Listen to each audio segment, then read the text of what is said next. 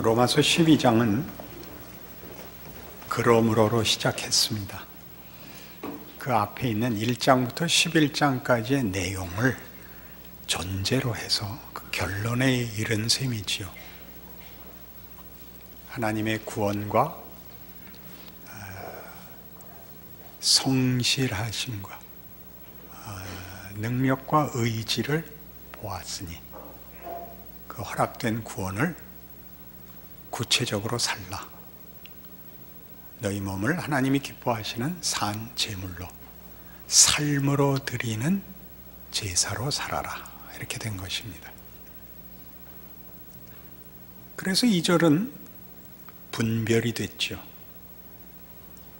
예수 믿고 사는 인생이 하나님 없이 사는 인생과 어떻게 다른지를 다만 도덕적이거나 기능적으로 확인하는 것이 아니요, 정체성과 명예를 가지고 확인하곤 해라. 너 떠밀려서 살듯이 억지로 책임 때문에 하는 게 아닌 영광인 줄 알아라. 그게 2절이라면 오늘 3절은 그렇게 사는 우리의 실제적인 인생이 많은 제한 속에 있다는 것이 무엇인지 이해하라고 나오는 것입니다. 3절 보듯이 마땅히 생각할 그 이상의 생각을 품지 말고 오직 하나님께서 각 사람에게 나누어 주신 믿음의 분량대로 지혜롭게 생각하라. 이게 오늘의 중요한 본문입니다. 우리는 앞을 조금 더 강조하고 나서야 이 3절을 이해할 수 있습니다. 그러므로 형제들아, 내가 하나님의 모든 자비하심으로 너희를 권하노니 라는 것은 이미 허락된 자비, 허락된 구원을 조건으로 하고 있습니다. 출애굽기 19장에 가면 이 문제에 대한 그림 같은 역사적 증언이 있습니다. 출애굽기 19장 1절, 이스라엘 자손이 애굽 땅을 떠난 지 3개월이 되던 날 그들이 시내 광야에 이르니라.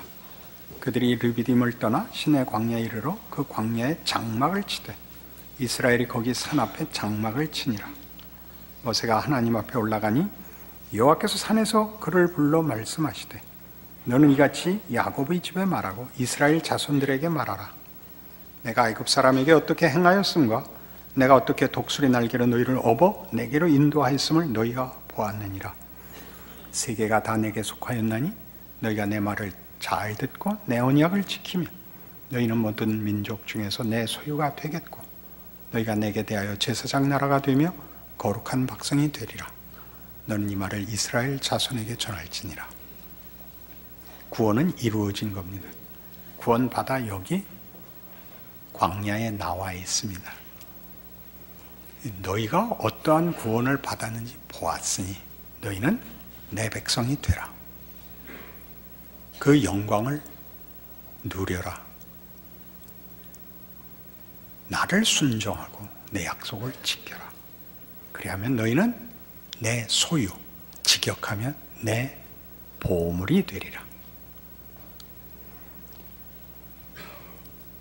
이루어진 구원을, 허락된 은혜를 보존하기 위해서, 되갚기 위해서 신앙생활을 하는 게 아니라 하나님이 이루신 구원의 영광을 누리는, 세상은 알지 못하는 인생을 사는 것입니다. 무엇을 잘못하지 않는 정도가 아니라 예전엔 할 수 없었던 영광을 사는 것입니다. 책임이나 의무나 명분이나 이런 더 값 없는 것으로 이 영광을 가리우지 마십시오. 거짓말을 안 하는 것이 아니라 정직하고 위로하고 유익이 되고 격려가 되는 걸 해야 되는 것과 같은 것입니다.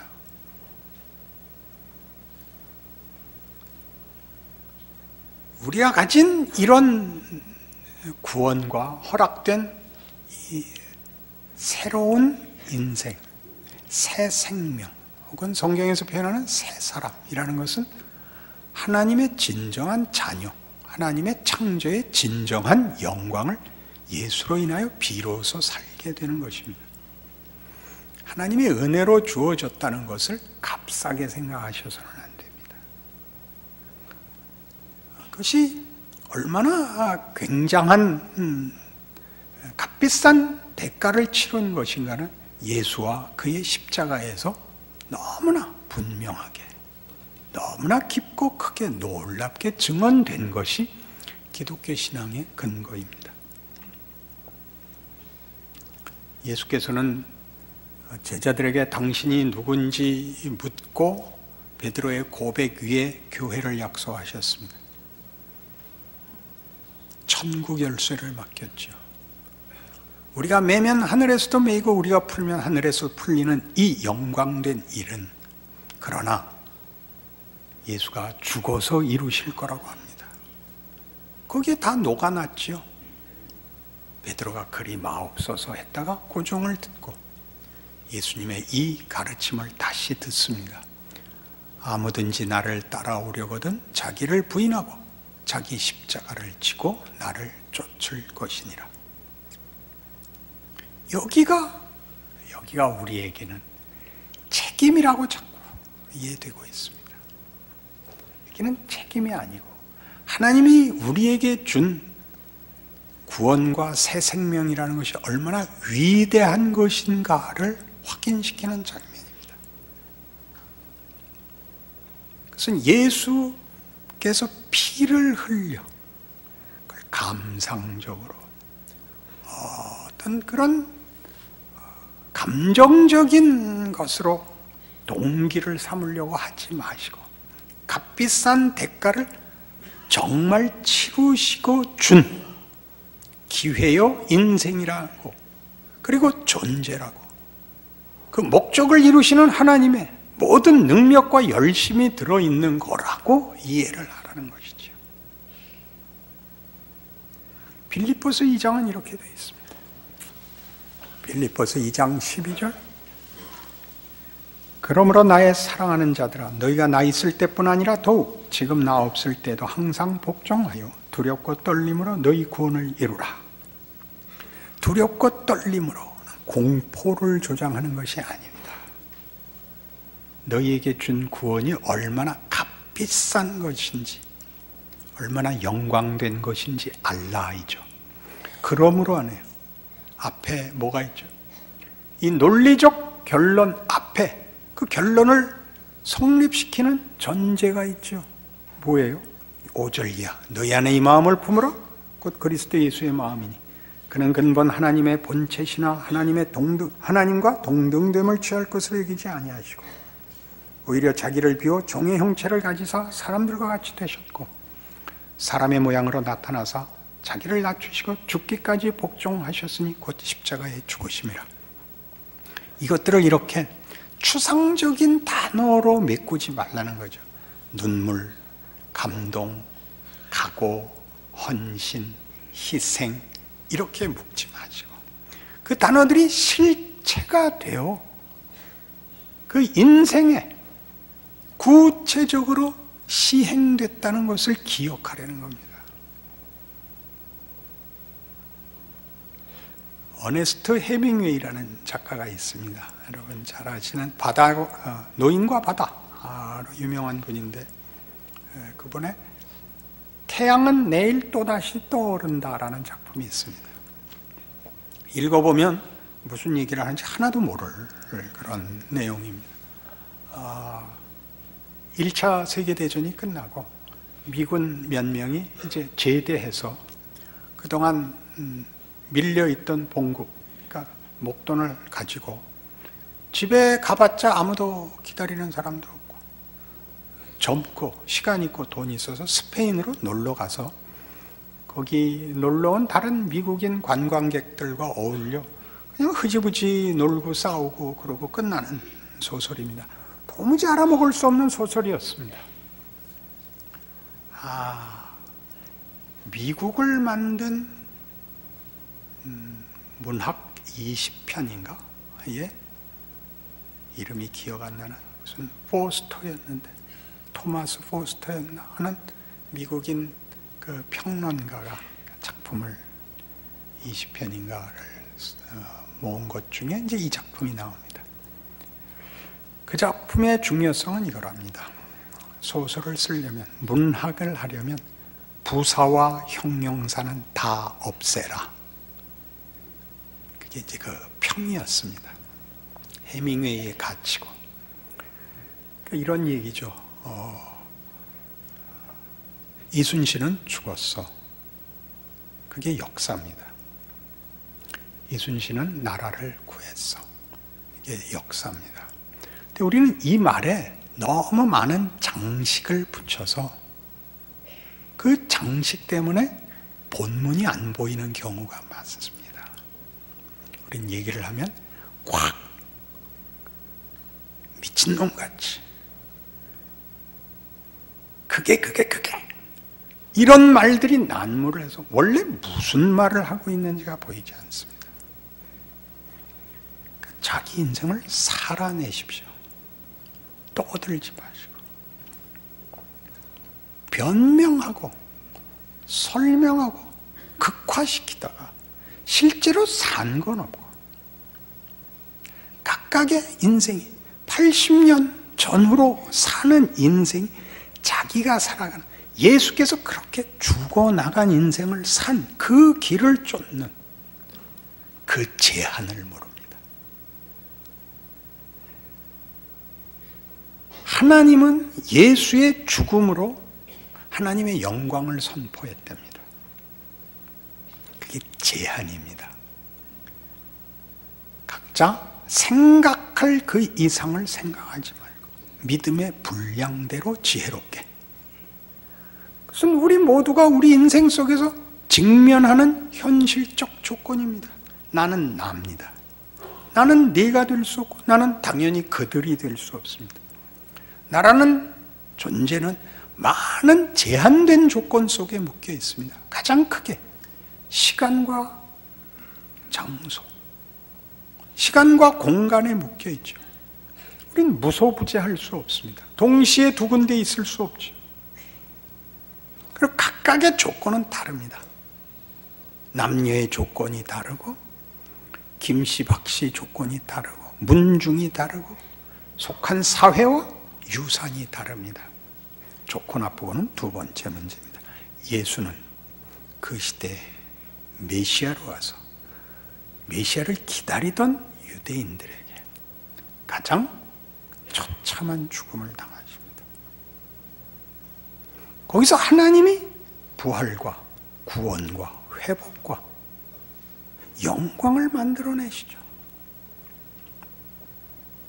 그 제한을 사는 것을 성경은 얘기하고 있는데 우리는 제한을 벗어나서 쓸모 있어야 되고 공적인 권력을 갖고 싶어 합니다. 이스라엘 백성은 저들의 역사 속에서 그들이 하나님의 선민이라는 특별한 지위에 있으면서도 잘못하면 잘못한 대로 벌을 받습니다. 그들은 결국 망해서 바벨론 포로가 되고 돌아왔으나 결국 로마에 다시 지배를 받고 예수가 오셨으나 거부하여 나라 잃고 2000년을 헤맨 족속이 됩니다. 하나도 봐주신 것이 없습니다. 그러나 로마서 9장에서 11장까지 있었던 얘기 속에 나오듯이 하나님은 이스라엘을 버리지 않을 것입니다. 어떻게 하느냐? 너희 이방이 조건 없이 구원받은 것을 보면 당연한 운명일 것 아니냐. 이게 로마서 얘기였죠. 이스라엘 백성이 선민이라도 어떤 말하자면 편에 특혜를 입지 않았던 것 같이, 그리고 그 속에서 하나님이 누구시며 인간이 무엇이며 역사가 무엇인가를 다만 설명을 하거나 변명을 하시는 것이 아니라 그 속에서 구원을 결국 이루셨듯이 구약이 신약을 낳았을까요? 그렇진 않죠. 구약은 실패한 이야기니까 이스라엘이, 제사장 나라가, 선민이. 그러나 신약은 구약을 무효화하나요? 잊고 있죠. 신약은 구약을 잊고 있습니다. 그리하여 구약이라는 그 머릿말이 혹은 그 앞이 아무 소용도 없는 것이 아니라 그것으로는 갈 수 없는 자리를 만들어냄으로써 하나님이 어떻게 일을 하시는가를 우리에게 분명히 보이십니다. 하나님의 의지와 은혜의 무한함과 능력을 보이시죠.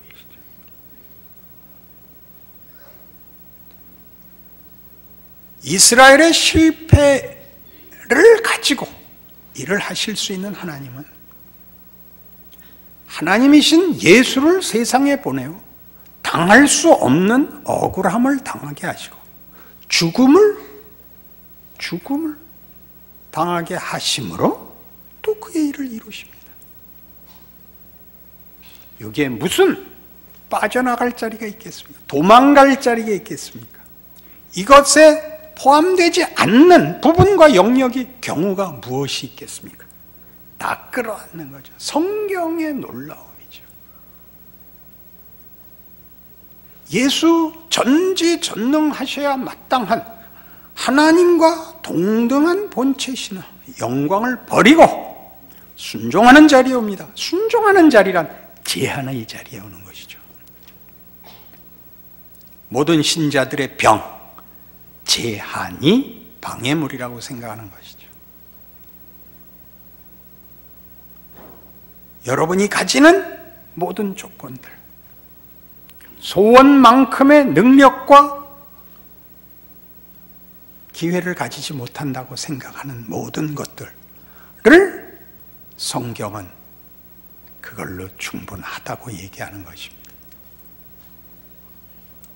이건 우리가 볼 땐 제한이지만 하나님은 우리에게 이것은 제한이 아니라 구체적인 거다라고 말씀하십니다.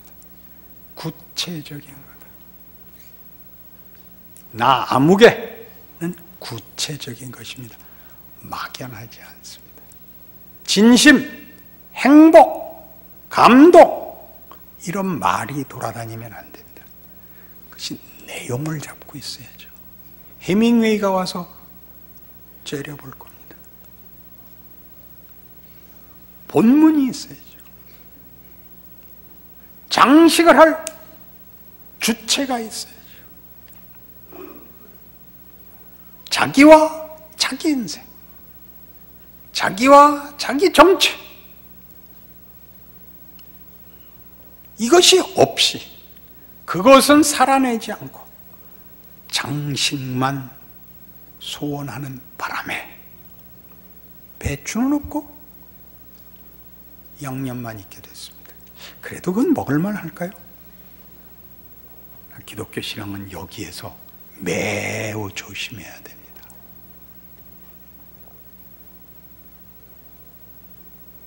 시편 90편에 가면 모세가 시편의 유일한 고백을 하나 남겨두고 있습니다. 하나님의 사람 모세의 기도입니다. 주여, 주는 대대에 우리의 거처가 되셨나이다.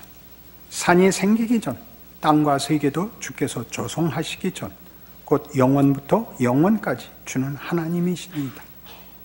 주께서 사람을 티끌로 돌아가게 하시고 말씀하시기를 너희 인생들은 돌아가라 하셨사오니 주의 목전에는 천년이 지나간 어제 같으며 밤의 한순간 같을 뿐임이니이다.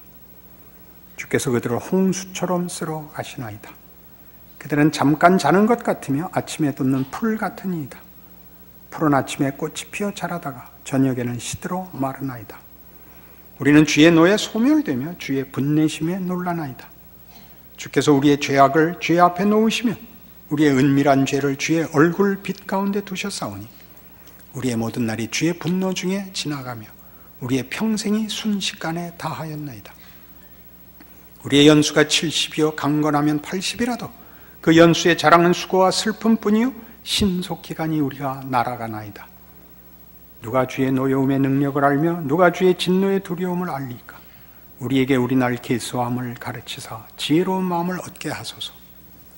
그냥 읽으면 탄식 같습니다. 탄식. 이런 탄식이죠.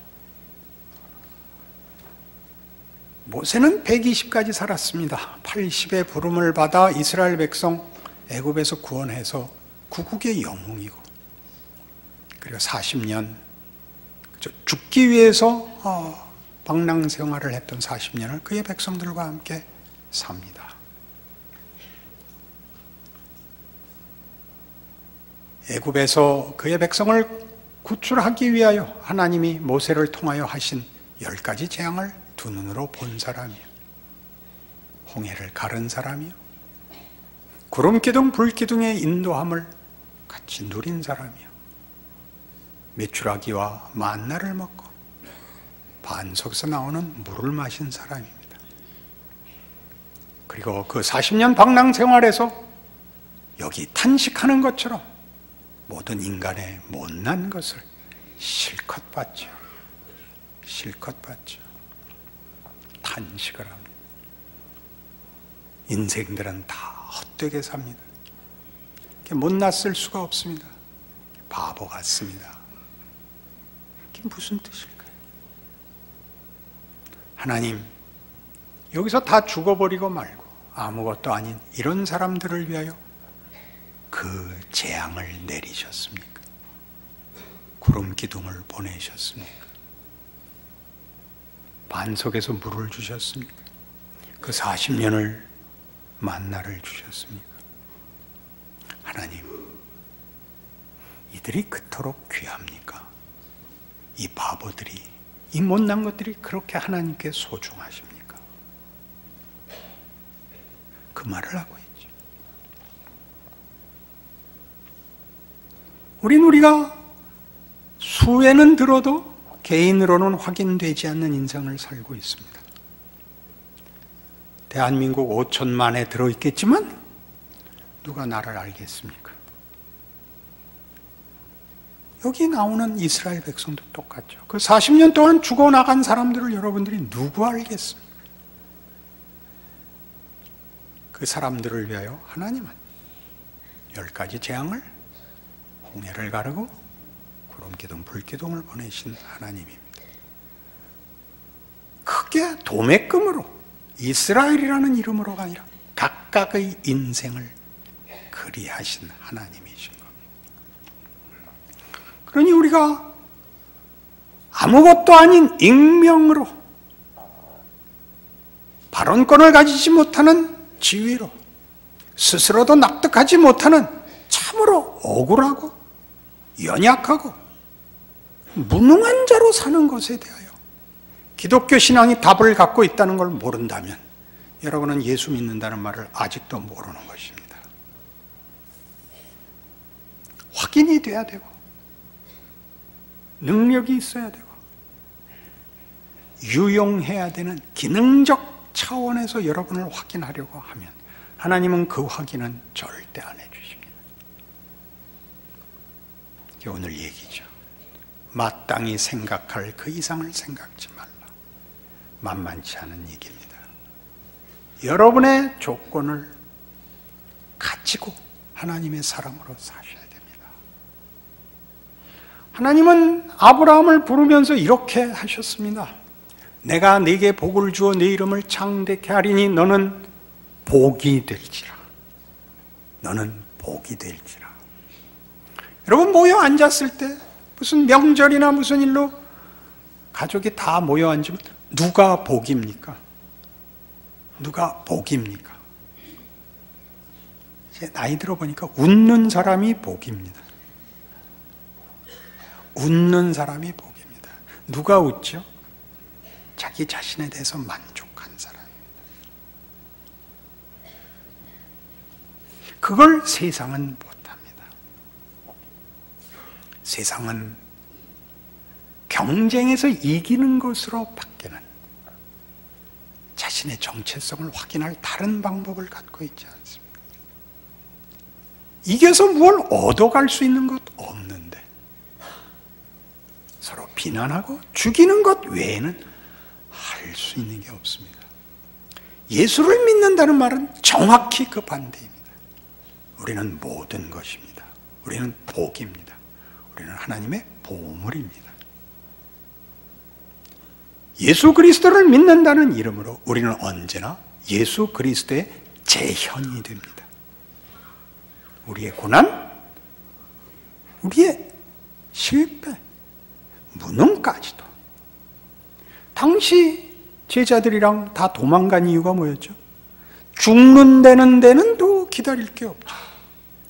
예수께서 죽으시겠다는 데는 뭘 기다리겠어요? 다 도망가 버렸죠. 우린 우리의 죽음을 예수 안에서 잘 해석해야 되는 것입니다. 죽음이 끝이라고 말하는 건 세상이고, 죽음이 부활로 가는 길이라고 아는 것이 신앙인들이 사는 현실적인 이해입니다. 겁날 것이 없죠. 갈라디아서 6장에 가면 바로 이 문제를 성경은 이미 잘 설명하고 있습니다. 신약 성경 309페이지 갈라디아서 6장 1절입니다. 형제들아, 사람이 만일 무슨 범죄한 일이 드러나거든 신령한 너희는 온유한 심령으로 그러한 자를 바로잡고 너 자신을 살펴보아 너도 시험을 받을까 두려워하라. 너희가 짐을 서로 지라. 그리하여 그리스도의 법을 성취하라. 만일 누가 아무것도 되지 못하고 된 줄로 생각하면 스스로 속임이라. 각각 자기의 일을 살피라. 그리하면 자랑할 것이 자기에게는 있어도 남에게는 있지 아니하리니 각각 자기의 짐을 질 것이라. 이 짧은 말씀 속에 모순되어 보이는 두 가지 말이 나옵니다. 아무것도 되지 못하고 된 줄로 생각하는 것은 잘못이다.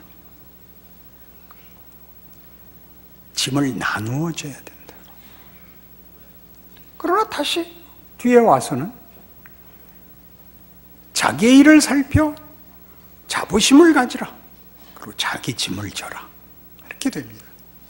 앞에는 아무것도 되지 못하고 된 줄로 생각하는 것, 뒤에는 자기 일이 전부라고 생각하는 것으로 둘이 모순되어 보이고, 짐을 나누어지라는 권면 뒤에 각각 자기 짐을 지라는 또 모순이 등장합니다. 이런 얘기입니다. 기독교 신앙에 있어서 한 사람의 정체성은 이웃과의 관계, 이웃과의 조화 속에 있습니다.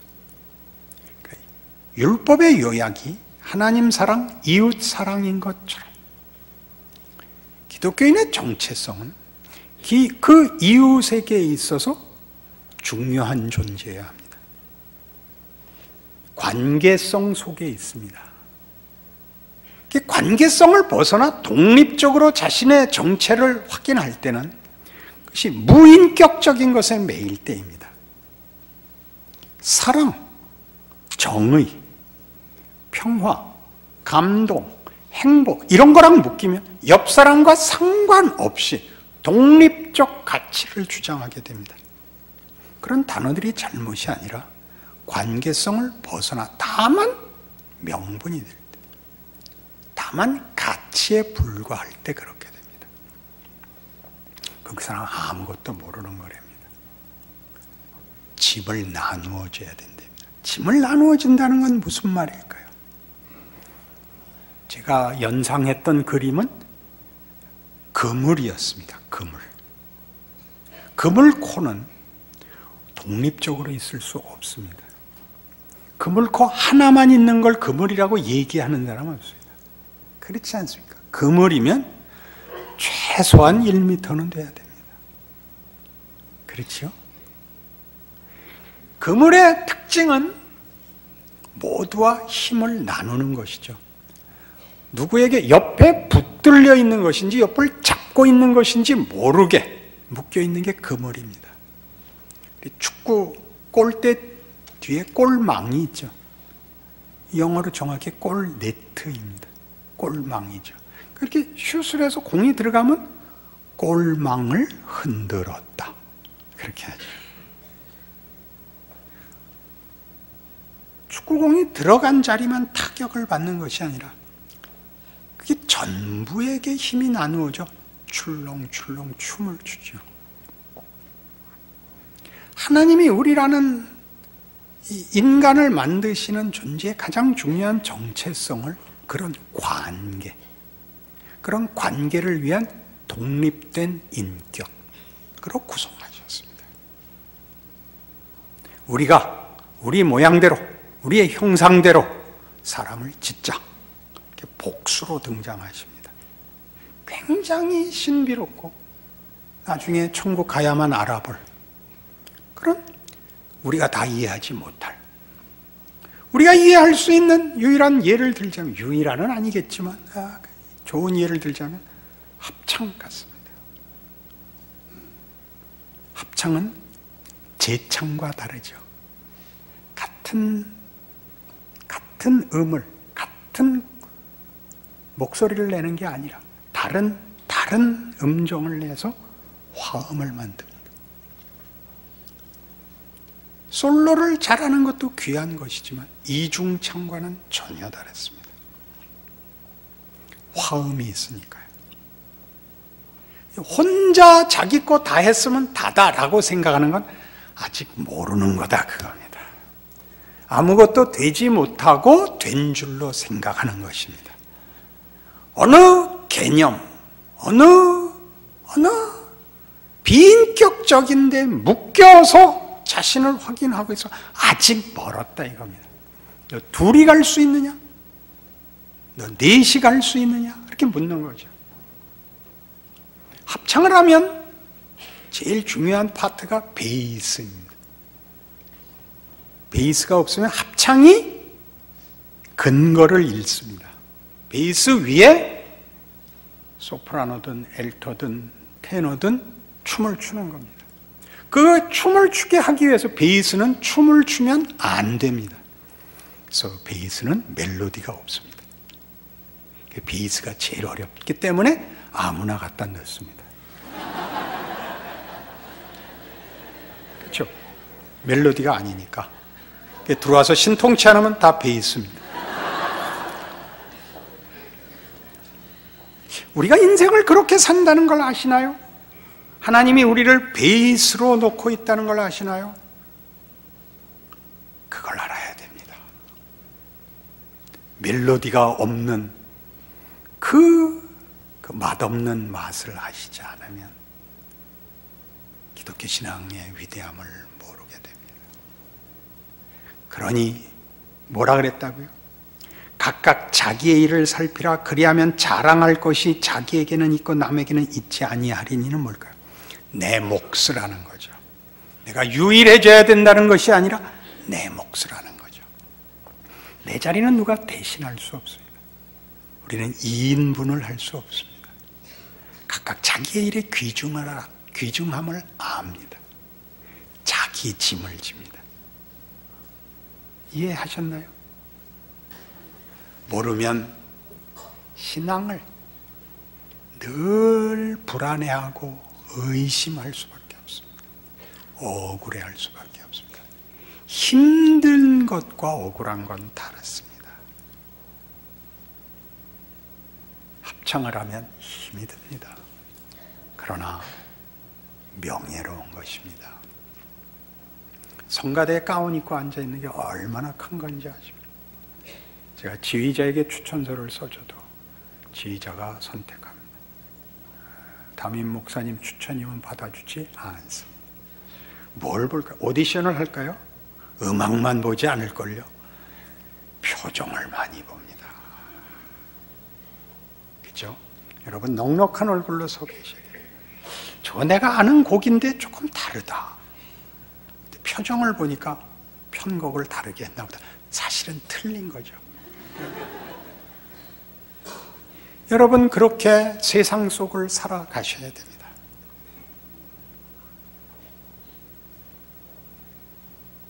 하나님이 아브라함을 복 주신 것까지 너는 복이 될지라.